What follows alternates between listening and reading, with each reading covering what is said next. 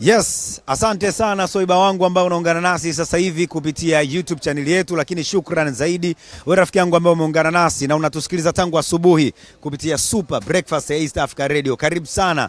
Mimi naitwa John Lawrence Pokela. Huu ni wino mzito bwana, mubashara kabisa kutokea hapa Kariakoo jijini Dar es Salaam, na nipo katika kijiwe cha Raha Square. Sawa bwana kwa masoiba wetu, taratibu ambao huwa tuko nao kufanya hivyo kila Jumatatu na Ijumaa. Na leo nimefika hapa bwana tuweze kutazama yale ambayo yameandikwa kwenye magazeti, lakini pia kupata maoni ya wadau kuhusiana na hayo ambayo yameandikwa. Asante studio bwana, kuna wajomba zangu pale. Yuko mjomba wangu Samson Charles, lakini pia Abel Kurumbu umemsikia naye akisema nawe. Karibu sasa hivi.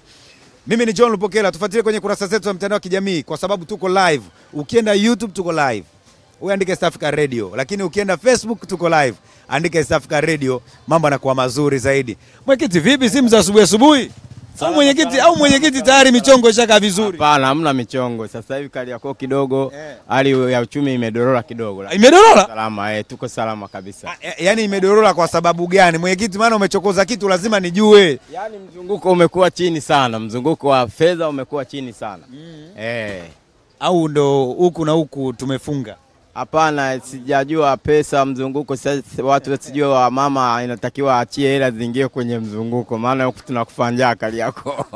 Mwenyekiti umenipa new story hiyo. Kwa hiyo mwenyekiti unaniambia inabidi namna ifanyike. Namna ifanyike. Watu waachie hayo maokoto tuokote, basi mama maisha yatembee huko mbele. Haya bwana, karibu sana mwenyekiti huyu rafiki yangu wa kijiwe cha Raha Square, nikipiga naye story. Wako wadau wengi sana, wakina teacher, mzee mwenzangu, mzee wa enzi za Mwalimu. Niko pia hapa na rafiki yangu mchungaji. Tupo wa kutosha, kwa hiyo utapata maoni mazuri tu kutoka kwa wadau ambao unawashuhudia sasa hivi. Bwana, mimi nianze na gazeti la Nipashe. Mwenyekiti, nimekuruhusu. Nianze na gazeti la Nipashe, ukurasa wake wa mbele kabisa yenyewe limeandikwa bwana, upekee wa Sarungi, aliisuka Muhimbili, hakuacha kazi yake, akaiendeleza. Lakini Simba Sports Club pia wameandikwa hapa, Warioba Kimiti waenzi nyayo zake. Bwana, ni msiba huu ambao imeshuhudiwa hivyo jana, na wadau mbalimbali wamekuwa wakitoa pole vile vile bwana kwa aliwahi kuwa waziri, mbunge na nafasi mbalimbali hapa nchini kwetu Tanzania. Na kuna kauli hapa, Joseph Warioba yeye anasema mstaafu huyu alikuwa ni mwajibikaji mkubwa katika kufanya kazi yake, alikuwa mtu makini katika maeneo yote aliyofanya kazi. Na ameandikwa hapa alizaliwa mwaka 1936 na amefariki mwaka 2025. Lakini nimemwona pia Paul Kimiti, mstaafu mwingine, wakisema alifanya kazi katika wizara mbalimbali. Ninamkumbuka kwa sababu alifanya kazi zake vizuri, alikuwa mtu wa kunyooka, mchapakazi, alikuwa akisema A ni A na B ni B, hakuna kupindisha, alichukia wazembe. Sasa tusichambue sana, ni habari kidogo ya simanzi kumpoteza moja ya kiongozi ambaye amepita kwenye wizara mbalimbali, ubunge pia na hata kwenye michezo. Ticho alikuwa anasema inabidi tuigusie kidogo, kuna la kujifunza hapa.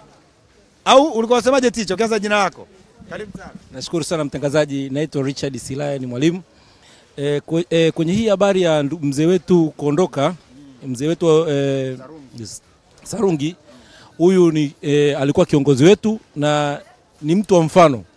Ni wa mfano kwa sababu ni kiongozi pekee aliweza kuacha siasa akarudi kwenye taaluma yake kwa ajili ya wananchi wake.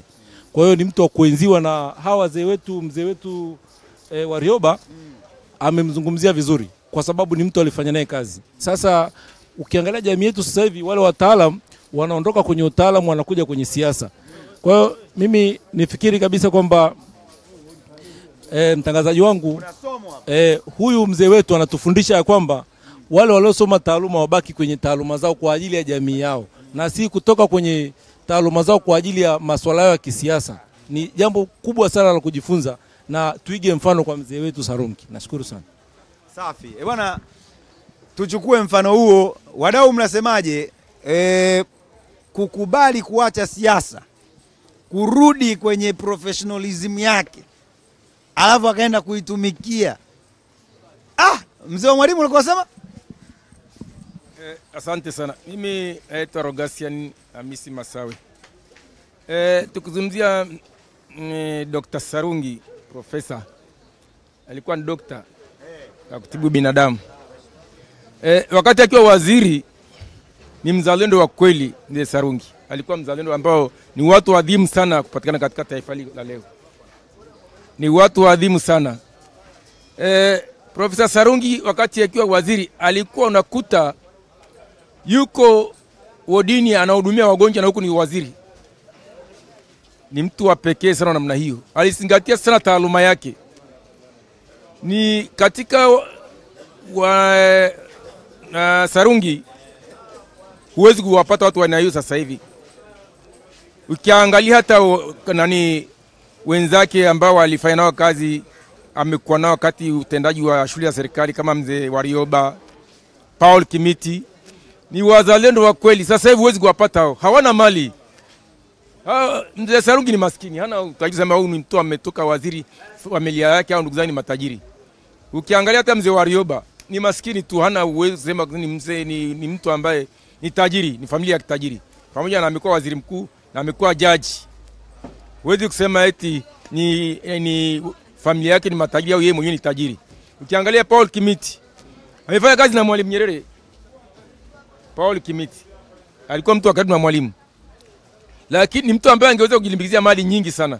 Lakini ukimwangalia Paul Kimiti ni maskini tu, familia ya kimaskini kama sisi hapa. Heri hata mtu mwenye duka hapa Kariakoo familia yake ina uwezo kuliko wa Paul Kimiti. Lakini sasa hivi unakuta kiongozi yuko serikalini ni bilionia.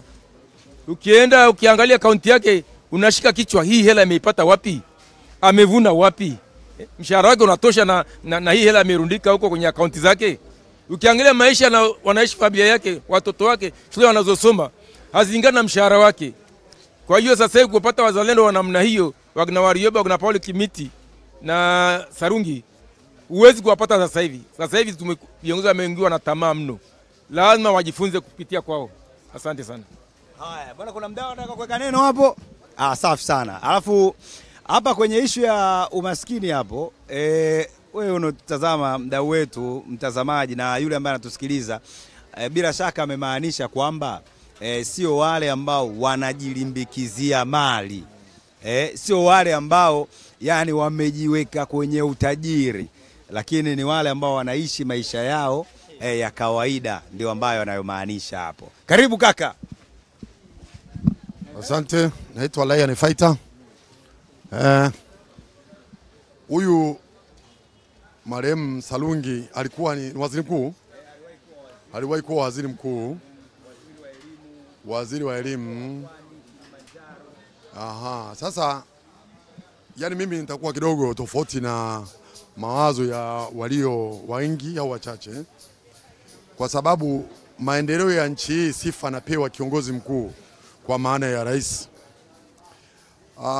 Sehemu zote bwana Sarungi alizopitia bado hazijaacha kuwa na matatizo. Kwa mfano, yeye akiwa kama waziri wa elimu, ndio hii elimu ambayo tunasoma ambayo ni scam education, ambayo wewe unasoma lakini after graduate huwezi kupata kazi. Kwa hiyo hiyo sifa anayopewa kwamba alikuwa mtu mwadilifu na mbunifu, mimi nasema hapana. Huyu bwana Sarungi ndio huyo ambaye unasema alikuwa waziri wa afya. Ikiwa kama ni waziri wa afya, shida ya afya kwenye hili taifa na usumbufu wa madawa liko toka enzi za miaka hiyo. Sasa anachosifiwa hapa kwamba yeye alifanya ni nini? Umeona? Isipokuwa kibinadamu tunaweza kusema kwamba tunamuombea Mungu amfanyie wepesi, lakini kwenye hili taifa wa viongozi ambao upo kwenye mfumo, ukimuondoa John Pombe Magufuli ambaye alifanya kazi unaiona asubuhi kiamko unaiona, sijawahi kuona mtu mwingine. Lakini kiukweli hizi sifa za watu wanazopewa baada ya kufa, mimi nafikiri sio sahihi. Hajawahi kufanya chochote. Mimi naamini hivyo, ni wale tu, na kumsemea kwamba hana chochote ni uongo. Kwa sababu viongozi wote ambao wamepitia kwenye hii system wote ni mabilionia. Umeona? Wote ni mabilionia. Hapa hakuna mtu anayejua ana nini wala hala nini. Asante. Haya, mdau ulikuwa unataka kuweka neno. Na jina lako? Asante sana ndugu mtangazaji. Asante sana kwa jina, naitwa Masaiti Motera. Mimi niseme tu mzee wetu Sarungi, niseme ni Mungu amlaze mahali pema peponi kwa kazi aliyoianza enzi zile, kwa kazi aliyoianza miaka ile.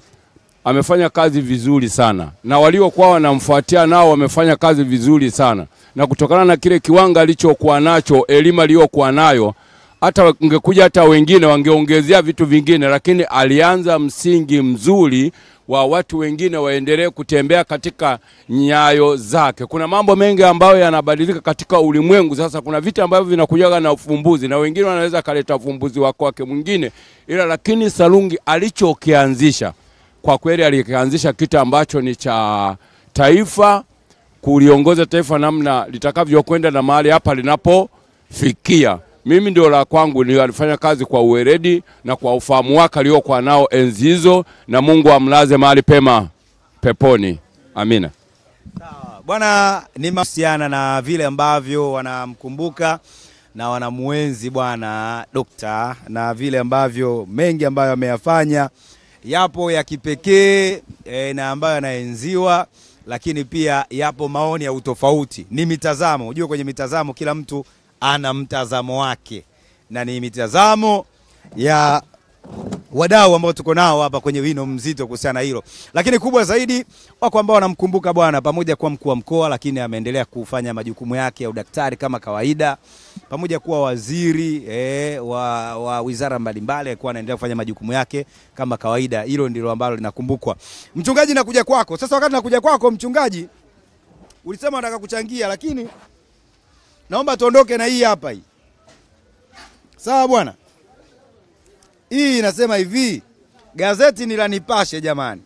Na alisoma kama ilivyoandikwa, tumefikia wabunge 168 tunaopigania sheria ya kunyonga mafisadi.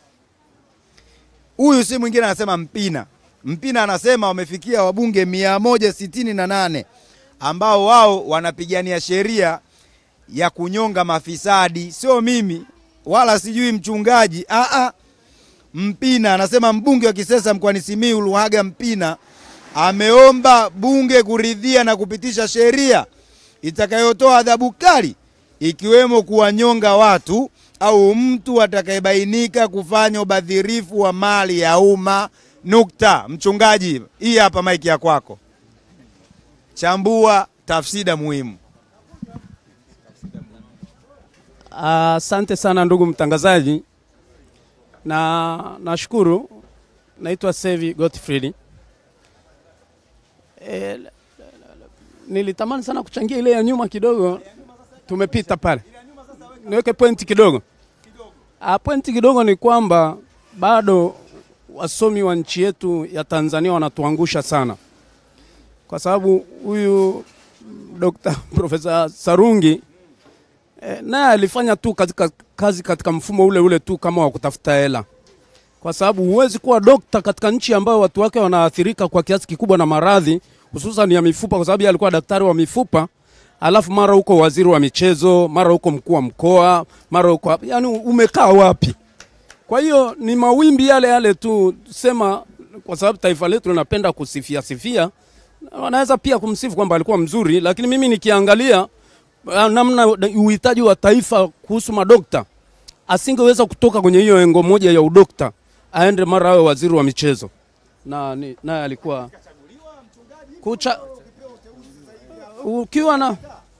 ukiwa na taaluma na una nguvu na hiyo taaluma, unaweza kuomba kwamba kama kutapatikana nafasi nikae kwenye eneo hili ili kuliponya taifa. Na sidhani kama kuna rais au kiongozi yote anaweza kuambiwa wazo kama hilo alikatae. Si kweli. Si kweli.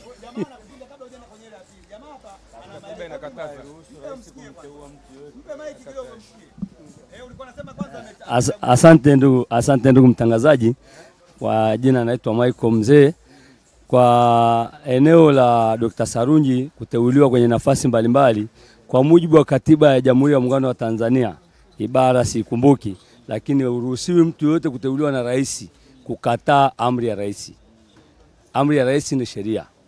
Kwa hiyo kwenye uteuzi tunasema tumsamee. Inawezekana alikuwa anatamani kufanya kazi yake ya udokta, lakini akawa mamlaka ya juu imeshamweka kwenye ngazi sehemu nyingine ambayo yeye hakuipenda. kwamba hili tuliache. Waungwana ni vitendo. Marehemu basi tulifungia hapa. Au ndugu yangu unasemaje? Nafikiri ni jambo la busara na tamaduni zetu Afrika, mtu akishalala kwenye haki, akishalala katika mauti, huwa tunampa heshima yake, kwa sababu maovu yote ya dunia yamebaki duniani. Tukubaliane, kila mtu, hakuna mwenye usafi wa moja kwa moja na hakuna aliye na uchafu wa moja kwa moja. Wanasema wahenga, hakuna maiti yanakosawa kwao. Wapo watakao msifia na wapo watakao acha kumsifia, lakini kimsingi akishalala yote kwa yote anakuwa ameacha, anakuwa ni yule sasa ni wa Mungu. Kwa hiyo hatupasi tena kusema maovu, tuseme mema ili Mungu ampokee kwa amani. Bwana, sasa mimi nitaka nihitimishe kama mzee hapa. Kwa tumalize hivyo. Yaani mzongo zote tu. Basi bwana, tumalize kwa hivi.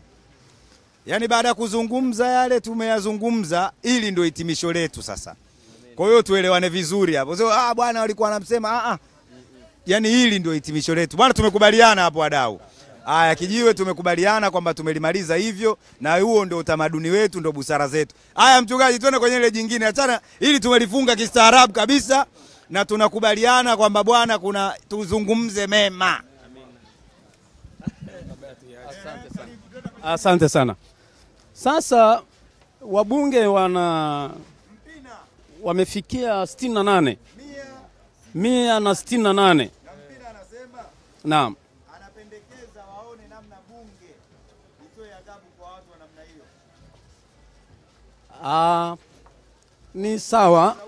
Ni sawa kwa matamko hayo kwamba wabunge 168 tayari wanatamani kuona kwamba mafisadi wananyongwa.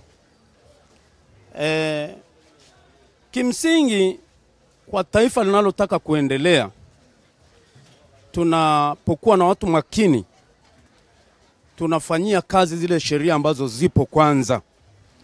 Alafu ndiposa tunaonesha tuna kiu ya kutoka ile level kwenda level nyingine.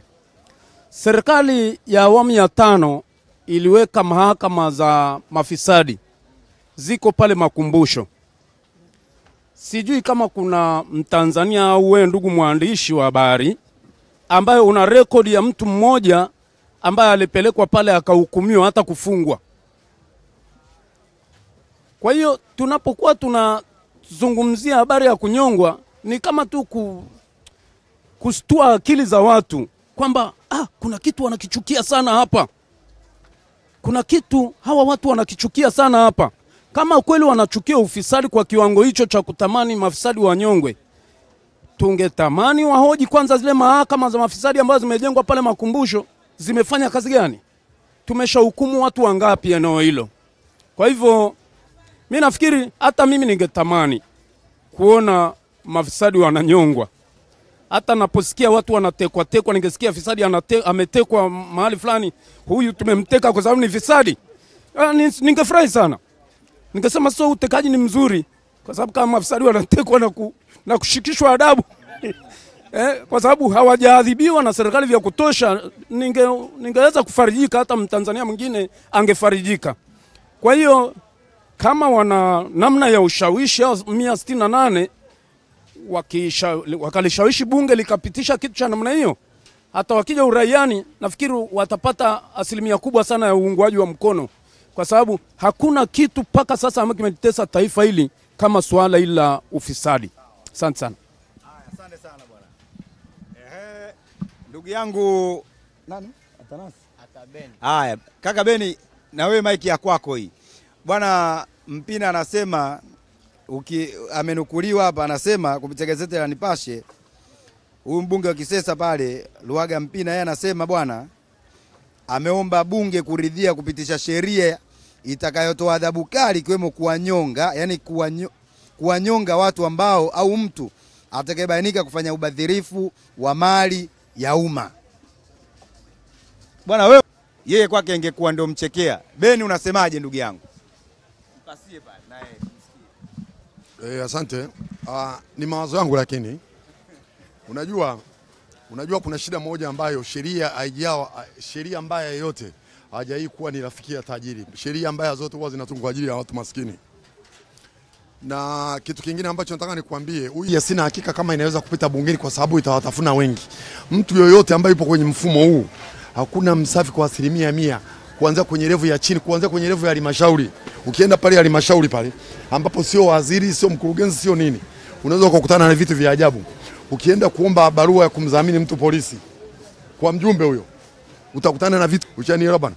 Kwa hiyo tuseme, tusiwalenge watu kwamba hii sheria walenge mafisadi. Tuseme hii sasa sheria ni special kwa ajili ya watu wote. Hii nafikiri itakuwa imekaa vizuri zaidi na ndio italeta impact. Lakini huu uongo wa kutuambia kwa sababu tunaenda kwenye kampeni ili ionekane serikali inajiandaa kupambana na huu uhuni unaofanyikaga upigaji, huu ni uongo. Huu ni uongo kabisa. Haya, naanza hapa tunakuja kwako. Asante sana ndugu mwandishi. Hii sheria ya ufisadi, sheria hizi zimepita siku nyingi sana, lakini utekelezaji wake umekuwa ni illegal kabisa, ni kinyume kabisa. Sasa utamaliza watu mpaka wajomba zako wataishia huko. Sasa utasema sheria ya kunyonga itakuwa hii. Huyo mbunge Mpina alisema hiyo nasema ni illegal. Ni illegal. Haiwezekani. Ile mahakama iliyofunguliwa pale haijaweza kufanya kazi. Hii ya kunyonga itafanya kazi. Ni corrupt, inanuka rushwa. Na ndio inanyima watu wengi haki ya kupata haki zao. Kwa ndugu mwandishi, hii ni illegal practice. Unataka kuweka sawa Ndugu mwandishi, na mimi naomba nichangie kidogo. Ziko chini ya Jumuiya ya Madola.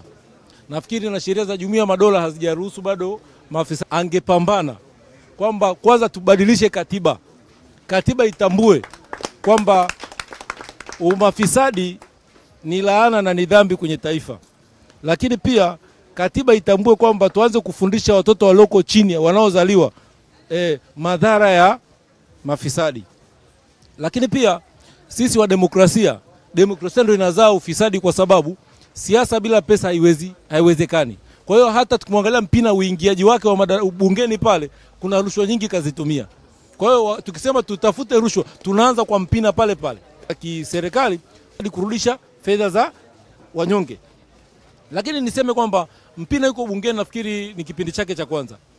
Huyu Mpina bado hajaonjeshwa ule unga wa ndere. Nafikiri akikaa pale bungeni kipindi kijacho, akiingia kwenye madaraka makubwa, hii kauli hata iongea. Kwa sababu nakumbuka niwafurahishe jambo moja. Harrison Mwakembe alishawahi kusema, akasema nchi hii bila serikali tatu haifai nini? Haiwezekani. Lakini baada ya kupewa madaraka, akikutana na sukari atazungumzia. Kwanza story yenyewe ni kwamba kabla sijaanza story yenyewe, wadau wametoa maoni yao mbalimbali kwa wale ambao wanatusikiliza na kutufuatilia. Na moja ya maoni unaweza kusema kwamba kuhusiana na issue za rushwa na vitu kama hivyo. Sasa mimi nina imani lakini pia kuna mdau mmoja naye amegusia issue ya mahakama ya mafisadi.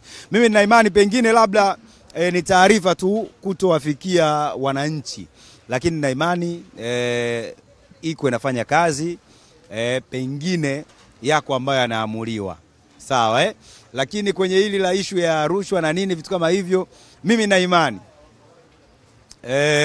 mamlaka zitafanya kazi na wamekuwa wakitoa taarifa. Sawa bwana Rafiki zetu TAKUKURU bwana, mmekuwa mkifanya nasi vipindi, kwa hivyo mimi sina shaka na nyie.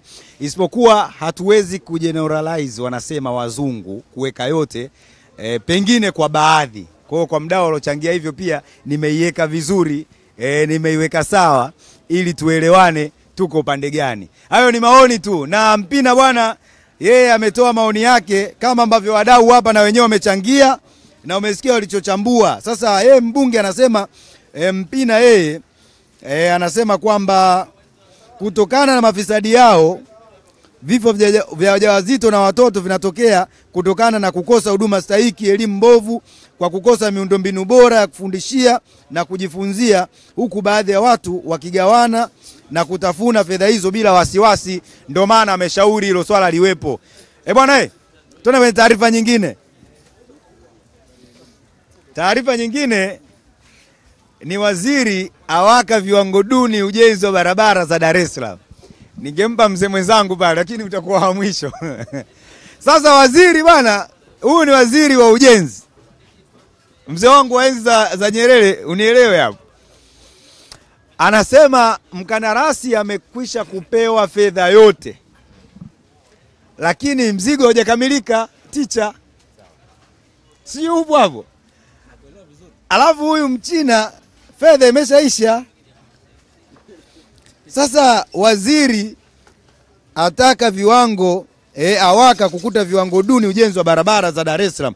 Huyu ni waziri wa ujenzi Abdalla Ulega, amesema kuna uwezekano barabara za mwendokasi ambazo ujenzi wake unaendelea hivi sasa mkoani Dar es Salaam zikawa ziko chini ya kiwango kutokana na ujenzi wake kusuasua licha ya kampuni za makandarasi wa China kulipwa fedha zao.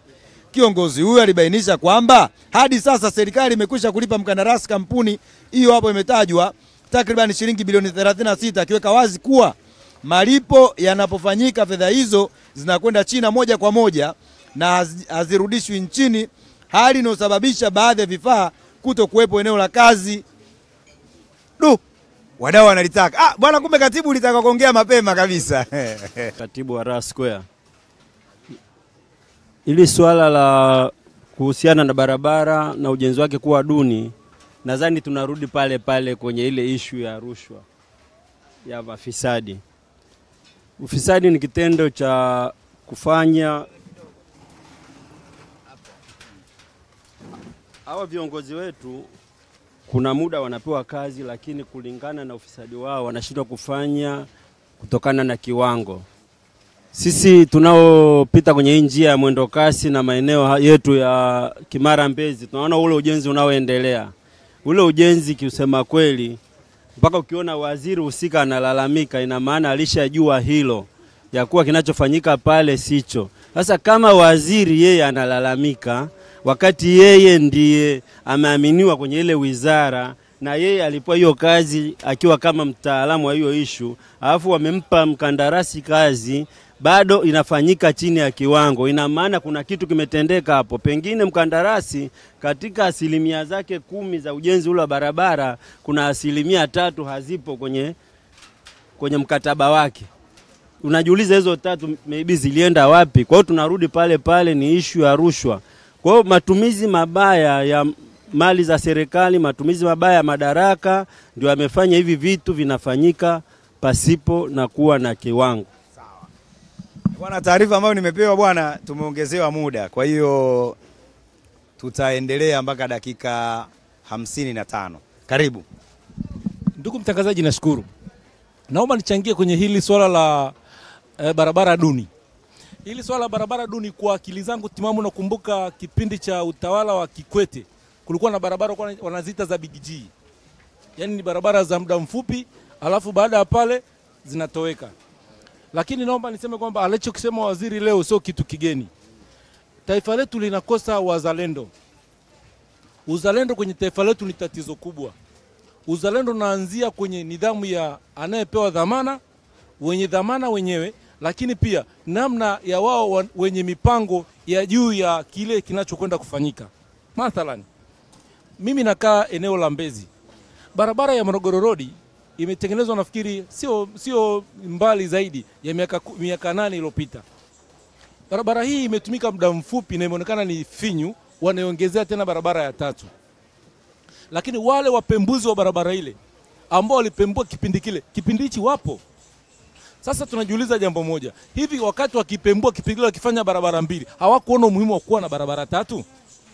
Leo hii barabara wameipanua kwa kiasi kizuri na bora sana, lakini bado wameongeza barabara 1. Kwa hiyo hawa watu tutegemea baada ya miaka 6 watakuja kusema tena barabara 3 ni finyu, ziongezeke 4.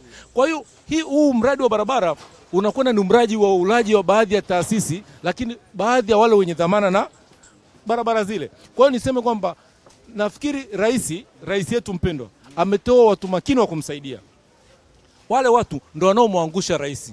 Lakini pia wakati mwingine wale watu hawampi taarifa sahihi rais.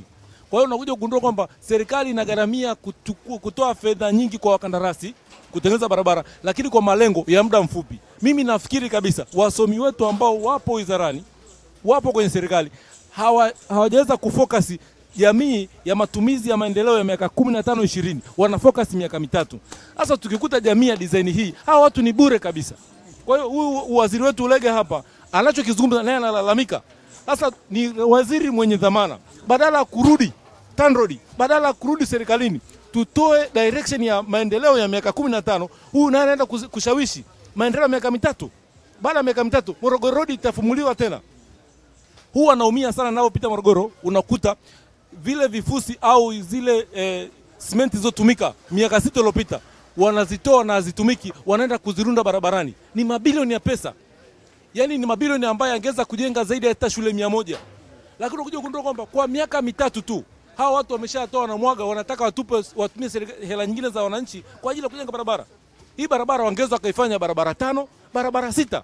Hata wakifanya 6 zikatumika 4, wakiona umuhimu wa kuongeza zikaongezeka. Lakini cha kushangaza, waziri huyu anayesema kwamba zinajengwa chini ya kiwango, ndio huyu anashindwa kutoa mwelekeo wa taifa kwa miaka 7 au kwa miaka 10. Kwa hiyo unakuja kugundua kwamba tufanyavyo, tuendavyo. Tusipopata watu waadilifu, watu wakali kwenye serikali yetu sisi, bado rais wetu mpendwa wa Mama Samia anachezewa akili tu. Lakini tunahitaji watu ambao ni wakali. Na huyu tunarudi sasa kwa yule waziri aliyosema kwa mbunge aliyosema kwamba tutoe sheria za kunyongwa. Hata hawa ni moja wa mafisadi kwa sababu hawalitakii mema taifa letu. Nashukuru sana. Sawa, mpe mda huyu hapa alikuwa anaitaka. Asante, mimi nafikiri nilijitambulisha mwanzo, naitwa Michael Mzee. Nafikiri mimi nitumize dakika zako vizuri bwana mwandishi, nisipoteze muda.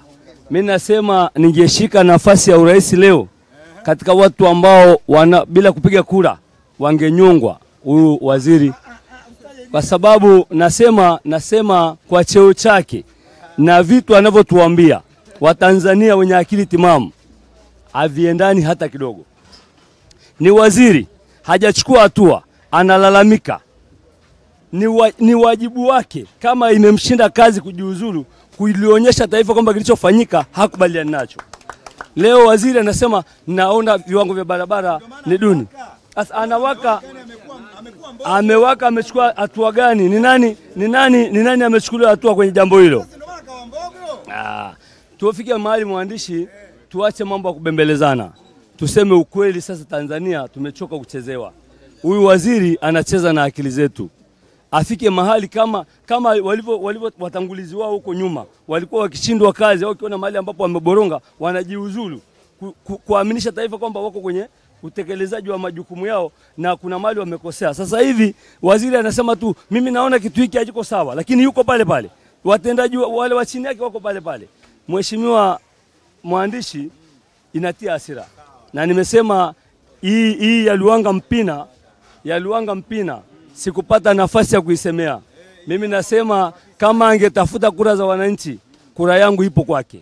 Kwa sababu pamoja alichokizungumza kwamba mafisadi ikiwezekana kunyongwa wanyongwe. Kwa sababu tunaangalia usipoanzia juu kubomoa, ili ghorofa kianzia chini takuangukia. Nasema tuanze na wananchi chini, lakini nasema bado tuanze pale juu. Ili ghorofa hili tulivunja kutoka juu, tuje tumalizie msingi chini. Patakuwa level uwanja wetu upata vizuri. Nasema waanze kule juu mafisadi kunyongwa, ili ile fundisho huku chini taogopa. Hata mimi taogopa. Asante. Bwana ametofautiana na ndugu yangu pale Atanasi. Yeye anasema bwana kwenye hili la Luhaga Mpina kunyongwa mafisadi. Haya, sasa kwenye hili la barabara, wadau tukubaliane. Alafu maana kila mtu anaitaka hapa, tuende kwenye story nyingine. Waziri, kinachoonekana, mimi siwezi kumpa lawama waziri. My brother. Wewe bwana ni my brother. Tuwafahamiana, siweki kufahamiana hapa, lakini nini ambacho kimezungumzwa ndicho ninachozungumza. Kinachoonekana sasa wadau kwamba waziri hajafikishiwa taarifa mezani kwake mpaka yeye alipotoka kwenda eneo la tukio. Sasa mtachambua kuanzia hapo. Mdau kashachambua, mtachambua kuanzia hapo. Na mnukuu anachosema, anasema katibu uelewe hiyo. Anasema hivi, yuko wapi? Sina karatasi yoyote mezani kwangu ikionyesha kwamba mkandarasi amefanya kazi under poor performance. Wanatuchezea alafu ninyi mnatazama tu. Kila mahala wamechimba, wameweka vitambaa, maana yake kuko tayari kuwekwa zege, lakini hakuna kinachofanyika. Kuna maeneo kumekuwa na foleni kubwa kwa sababu kuna sehemu wameziba, hawajaacha njia kuchepuka, alisema Ulega. Kwa kumbe waziri afikishiwi taarifa. Na yes, kuna watu kule ambao wanamsaidia. Kwa inawezekana wakati mwingine sio waziri. Tusimtwishe zigo waziri. Au mwenyekiti unasemaje? Naona kule pia unaitaka mic. Au? Asante sana ndugu mtangazaji. Kwa kifupi naitwa Motera. Mimi nisema waziri kwanza kulalamika, mimi nasema ni kosa. Kwanza kusema amelalamika hapo, amewaka, ni kulalamika kote kwa namna nyingine ile, ni kulalamika tu. Yeye ndiye amepewa mamlaka, amepewa lungu. Atoke kule ofisini, aenda akasimamie barabara.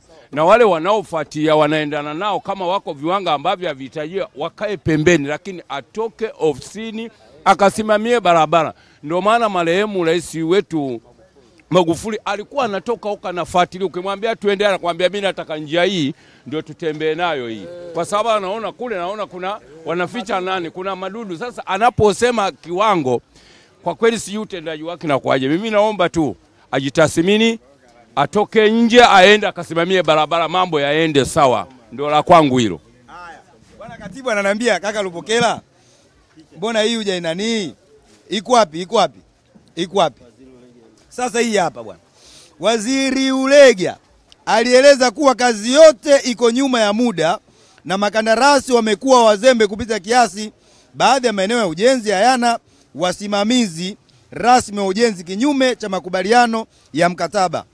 Akieleza kuwa kuna mradi uliopaswa kuwa umekamilika kwa zaidi ya 60%, lakini hadi sasa uko 23%. Ulikuwa unasemaje? Nakusikia. Niko pale alipokuwa anasema kuwa waziri alalamiki, na maana waziri hana taarifa maalumu za kazi yake. Nimeona kama waziri takiwa ajue kabisa kama ilikuwa mkataba ni hivi. Sasa anakuja kutulalamikia kuwa kuna baadhi ya watu wazembe. Wewe uzembe unatoka wapi ukiwa wewe ndio kiongozi wa ile wizara? Na ametaja mpaka asilimia ambazo kuwa zimekamilika 30%, ilitakiwa ifike 60%. Wewe bado unasema hapana. Mimi nasema hapana, waziri aende site akaangalie ujenzi unavyoendelea. Jamani tuliache ili tunakubaliana? Bado. Wewe ulikuwa unataka kuweka neno? Tumsaidie kidogo waziri wetu Ulega. Kwanza waziri anavyosema watendaji wake wa chini hawampi taarifa. Yeye kachukua hatua gani kuwajibisha? Kwanza ilitakiwa kama mtu nimekuchagua mimi kama mwenyekiti wa alaa msaidizi utimizi matakwa yako, inatakiwa kwanza ni kuwajibishe ili ni watu wawe mfano. Na hawa wenzetu ambao kama anasema kwamba barabara imefika 33%, kuna wazawa ambao wanaweza wakatengeneza barabara, na ndio maana tunasema wape wazawa. Mzawa ukimpa barabara kutengeneza, akipata fedha atajenga shule. Sasa hawa wenzetu hela zenyewe wanawapa, vyuma wanachukua huko nchi za nje. Kwa hiyo waziri aache kulalamika, na hicho kama mheshimiwa kamteua akamuamini yeye anashindwa kuwajibisha wachini wake, basi hafai. Mheshimiwa rais atafute mtu mwingine ambaye anaweza akaenda na kasi zaidi. Kama yeye hawezi akamwajibisha mtu wa chini wake, anakuja kwetu kitulilia kitu gani? Kwa hiyo aajibike. Na pale kama hawezi kufuatilia barabara, akae pembeni, arudi kwenye wizara yake ya samaki kule akimbizane na maji, kuliko huku barabara inakuwa ni jamu kubwa sana. Bwana wadau, basi mimi naomba tuende kwenye story nyingine.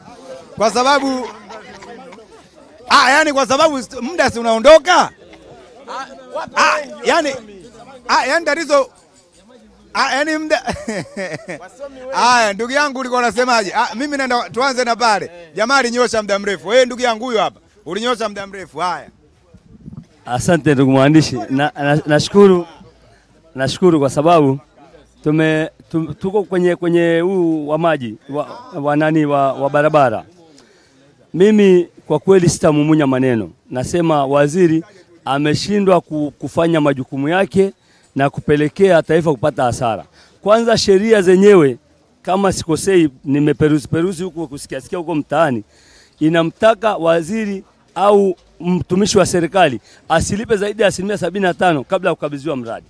Sasa mradi ulipo kwa 100%, sijui ilikuwa kuaje hapo. Lazima kuna kitu kimeingia hapo katikati. 100% na malipo yameshaenda China. Yaani pesa zetu zimeshaenda China. Maana yake miradi huko inafanywa, pesa yenyewe haipo hapa. Sasa waziri ajitathmini. Kuna kujiuzulu, kuna kuwajibika binafsi, kuna kuwajibishwa. Sasa mimi nafikiri Watanzania tunapata hasira zaidi. Tunataka tuone utekelezaji wa mambo ya kiserikali unafanyika pasipo kutuletea sisi shida ya kuwafikiria wao. Asante mwandishi. Asante sana. Huyu waziri analalamika. Anasema mradi unaenda chini ya kiwango hapo walikubaliana, na hela zimeshalipwa nyingi, zimeenda China. Mimi naona ameshindwa kumsaidia Mama Samia, na ndio anamwangusha Mama Samia. Mimi naona Mama Samia amwangalie kwa umakini sana watu mawizarani huko anaowateua, kama nafanya kazi wanayopangiwa kweli kwa dhati na moyo. Kwa hiyo huyu waziri ameshindwa kumonita kazi yake vizuri. Natakiwa awajibike. Kimsingi huyu waziri hana tatizo kabisa. Na mimi nampongeza kwa sababu kazi yake inaenda tu vizuri, sio shida sana. Shida kubwa iko kwa raia wa Tanzania. Raia wa Tanzania tunaopanda magari yanakaa pale barabarani masaa 3 na tumevumilia, tuko kimya, hatuna namna yoyote ya kuhoji. Hata mbunge wetu hapa hatuye kumuita hata kumuuliza. Sisi ndio wenye shida. Yaani hivyo vitu vilivyoandikwa hapo wao hawana shida. Hizo ndio staili ambazo zinaendelea. Unaenda hivi, unaandika hapo, watu wanasoma,